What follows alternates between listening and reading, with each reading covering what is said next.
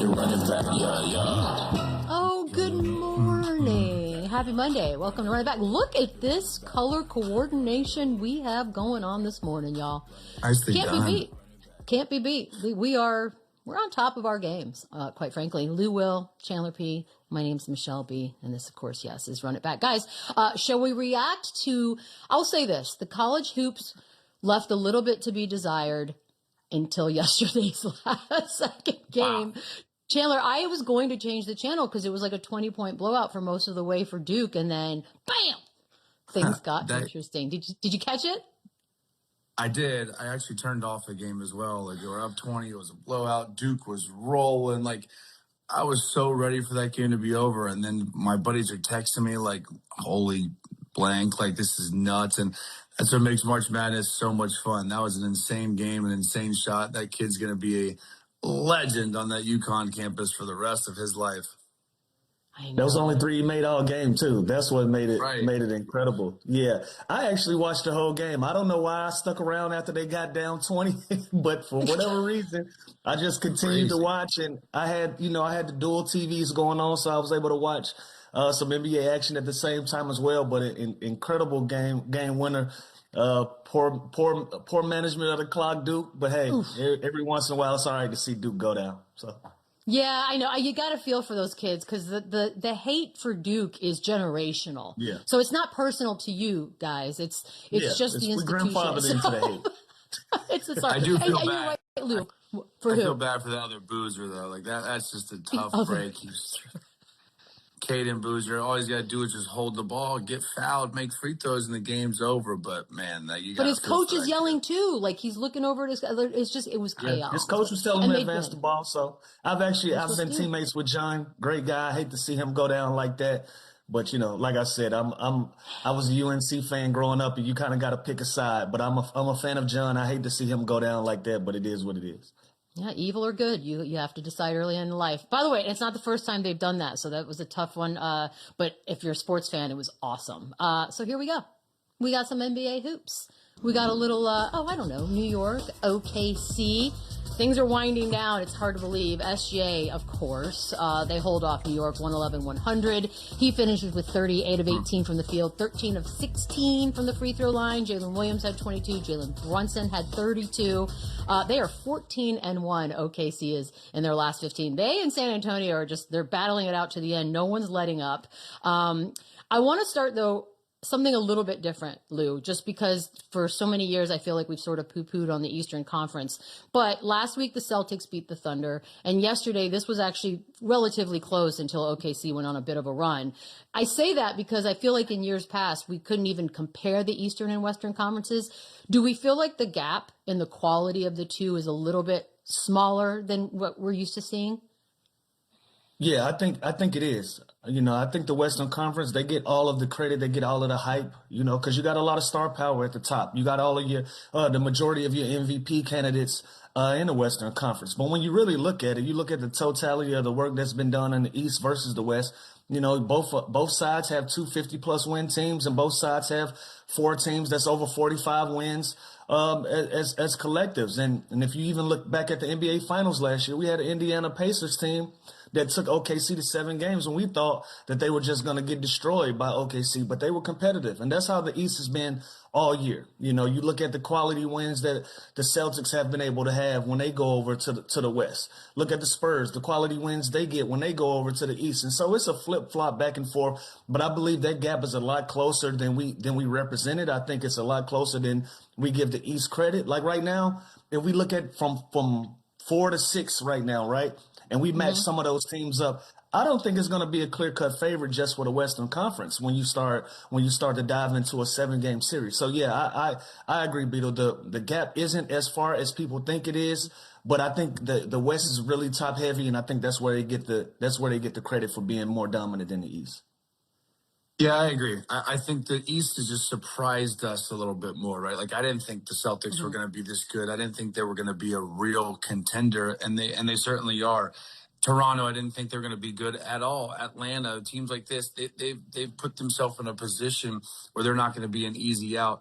Do I think they're a contender? No. I still think the champion comes out of the West. I still think teams like OKC and San Antonio, Denver, even you got to put the Lakers in there now. I feel like that top 4 or 5 teams in the West is still stronger than the Eastern Conference, but it's not far off. And again, this is the gap is a lot smaller than we thought. And Detroit's another team like that. That's a real contending team. We don't know the status of Cade Cunningham, what they're going to look like come playoff time, how healthy he's going to be. But that's a championship team. So the gap is definitely smaller, but I still think the NBA champs this year come out of the Western Conference. I mean, look, just simply the fact that the top 10 teams in the East all have winning records, we could not say that in years past. And that to me is just, that's how I'm summing up my argument, Your Honor. Like, I'm just going to leave it at that. SGA, we're sort of running out of interesting ways to sort of tweak the stats to tell the story of who SGA is in this league. But here's another one, 10 points in the fourth. So amongst players that have played in 20 or more clutch games this season, he leads in points. He leads in plus minus, Chandler. So there's another way to sort of say he's the best. Is he the best closer?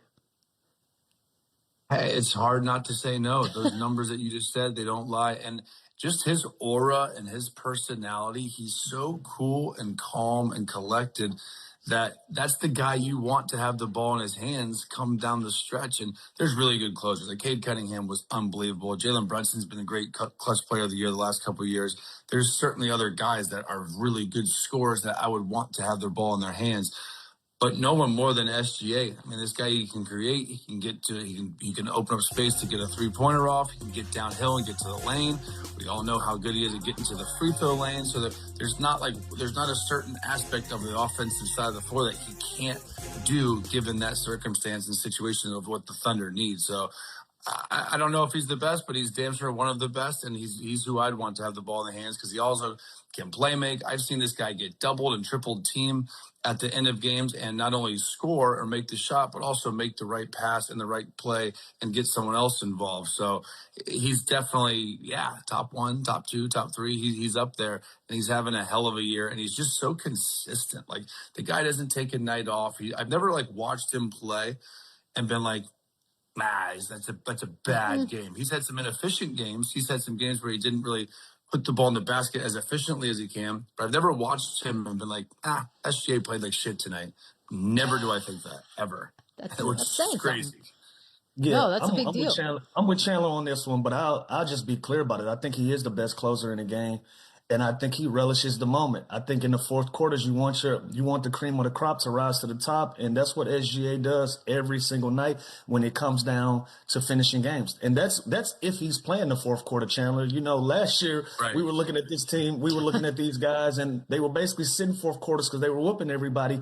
And now that they're starting to get challenged a little bit and going through the ringer, he's playing more fourth quarters. And look how he's responded to it. So for a guy that we touted as playing 3 quarters and saying, he's been competing for the MVP in just 3 quarters. Every fourth quarter that he needs to be available, he's showing up and he's showing out, and he's one of the best players. He's the best player in the league to me when it comes to closing games and finishing. And I also agree with Chandler. Like, when he gets to that point, he might not have his most efficient games, but in the fourth quarter, he cleans it all up and he's more efficient and he does what needs to be done to win basketball games. So you got to give him credit for that.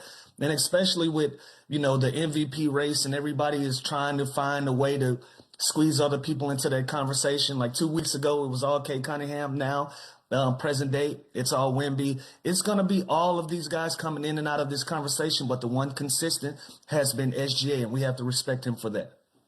You know what he reminds me of? If I was going to pick a pilot, like I wanted somebody to be a pilot out of the NBA, I'd pick SGA. That's saying a lot, Bees. That's different, but I respect that coming from you. By the way, I just drove 20 hours back to Texas. So yes, this is obviously a hypothetical. That means you trust him. He's Big got time. that demeanor where you're like, nothing rattles this guy, and that's exactly what you want. I don't want to segue in a way that makes it sound mean, but on the other side of this, we got Cat. Now, we know we've seen greatness out of Cat, the things that he's capable of doing, but we also know there's an inconsistency there that sort of is frustrating. Last night, though, he had 15 and 18, but he is averaging his fewest points per game since his rookie season. That is not where you want to be, Lou, at this point in your career. Yeah. For the Knicks to truly be contenders, like people are looking at them to be, how do we get Cat to score more? I would hope there's been a conversation between he and Mike Brown at this point, because I think they share